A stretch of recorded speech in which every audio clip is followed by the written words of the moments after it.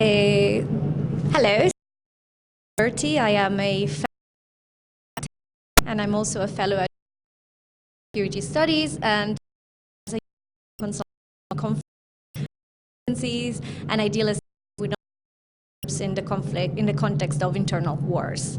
I think we have to start by taking the long, holistic, comprehensive approach. In other words, to see how this violence, this process of radicalization does not come from a vacuum. So we need to start with the context. I think the context, for example, the Islamic State of Iraq to become the Islamic State of Iraq and Syria, and then ISIS was the context of the post-2003 failed state-building process in Iraq. So we had state weakness there. Then the war in Syria provided that fertile ground where ISIS was able to then rise.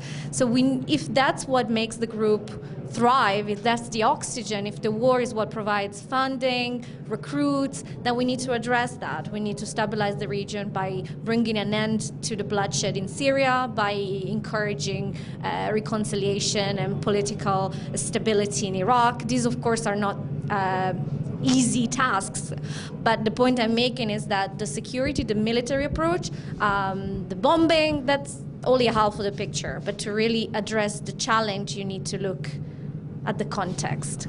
Yeah, I think that the military response is basically putting a plaster on a much bigger wound, and that's why I talk about the political context as very important.